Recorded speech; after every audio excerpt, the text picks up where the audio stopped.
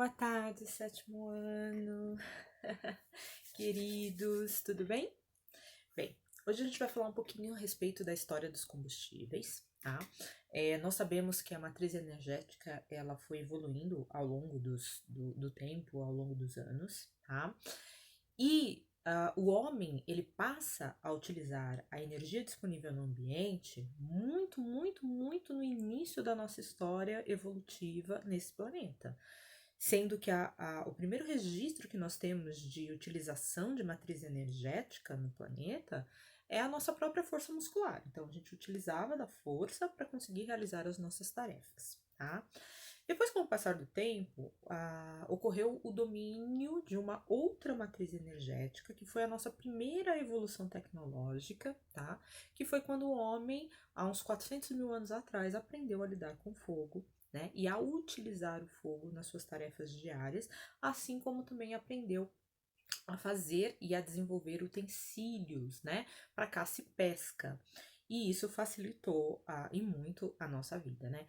Posteriormente, cerca de 12 mil anos atrás, nós tivemos a primeira revolução, que foi a Revolução Agrícola, né? Que foi quando o homem marcou o início do uso da tração da força animal. Então a gente começou a usar a força animal, a força do vento, para fazer tarefas para nós. A gente criou o moinho de tração animal, o moinho a vento, né? Que moía as coisas para nós, que subia água, né? Assim.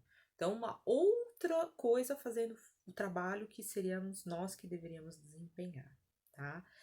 Bem, depois, na antiguidade, nós passamos a utilizar o vento também para as navegações, que antes eram a remo, você tinha que estar lá remando do barquinho e tal, e aí você passa a utilizar uma vela, e aí o barco ele é impulsionado pelas águas através da força do vento, tá? Já durante o Império Romano, nós tivemos uma outra evolução que se deu, né, que foi muito utilizada para se fazer armas, né, e forjar os metais, né, que foi a utilização do fogo, né, do calor, a matriz energética calor, com relação a forjar, né, a derreter os metais e poder transformá-los, né, de alguma maneira para que a gente pudesse utilizar. Para isso, a gente usava carvão, a gente usava madeira, muita madeira, e aí isso acabou causando um desmatamento gigantesco naquele período, né? No período romano, muitas regiões foram desmatadas e totalmente devastadas, tá? Nessa mesma época, distante ali do Império Romano ali, nós tivemos na China, né, o uso, né, de dispositivos de elevação de água e sistemas de irrigação. Então, os chineses muito empenhados, né, em melhorar e facilitar a vida das pessoas e da população, eles desenvolveram, né, então, equipamentos, né, onde a inovação era justamente você usar a força hidráulica para que o trabalho fosse realizado, né? Tá? Em seguida, nós temos a mudança de matriz energética que mudou o mundo, tá? Que se deu durante a Revolução Industrial, que foi quando a gente passou definitivamente a utilizar o calor como fonte de energia energética em diferentes máquinas, né? Então, quando nasce, então, as máquinas térmicas, né? Elas aparecem no nosso cotidiano e a gente passa a utilizar prioritariamente esse tipo de matriz energética, né? O calor, principalmente o carvão mineral, tá? E outros combustíveis, né? Principalmente os fósseis. Na próxima aula a gente vai falar um pouquinho sobre os combustíveis fósseis também. E aí o mundo inteiro passa a utilizar esse tipo de energia e de matriz energética, né?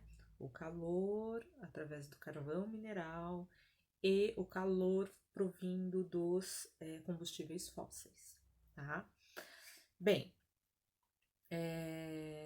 O desenvolvimento tecnológico, ele continuou a partir da Revolução Industrial, voltado à exploração de recursos energéticos muito intensos, e quando nós tivemos a descoberta das primeiras jazidas de petróleo, o nosso mundo mudou. E a gente baseou toda a nossa sociedade em cima dessa matriz energética, principalmente, tá? E em seguida da energia elétrica, porque a gente aprendeu a gerar energia elétrica utilizando as outras matrizes energéticas que nós tínhamos, e hoje o nosso mundo ele é totalmente pautado em combustíveis fósseis e energia elétrica, tá? São os dois tipos de energia que nós mais utilizamos.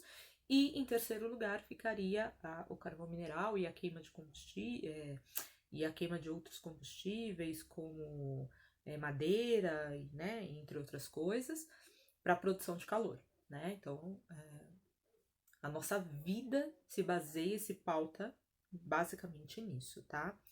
Então, a era do petróleo, gente, ela tem início no início do século XIX,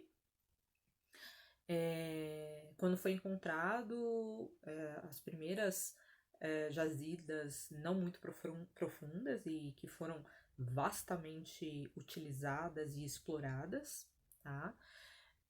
E do petróleo, a gente, no começo, a gente obtinha principalmente a querosene e os óleos lubrificantes, e a gente desperdiçava outros produtos do petróleo. Para vocês terem ideia, a gasolina era jogada fora, né, ou queimada, porque não tinha utilidade, tá, nenhuma para nós naquela época, tá?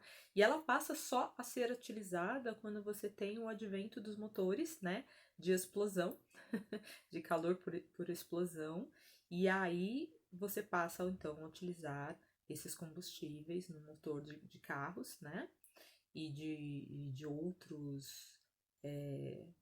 outras máquinas que passam a ter esse tipo de motor, que é o motor de combustão interna, tá?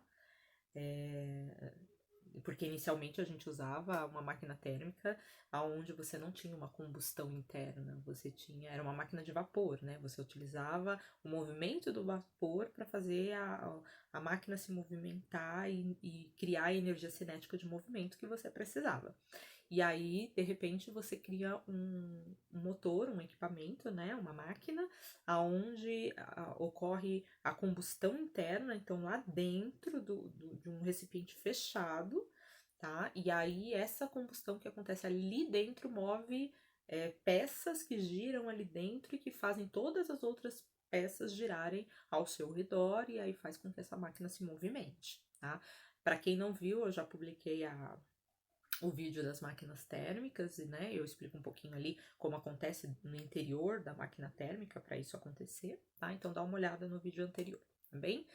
Bem, espero que eu tenha conseguido aí dar uma breve resumo sobre a história dos combustíveis e a sua evolução ao longo do tempo, tá?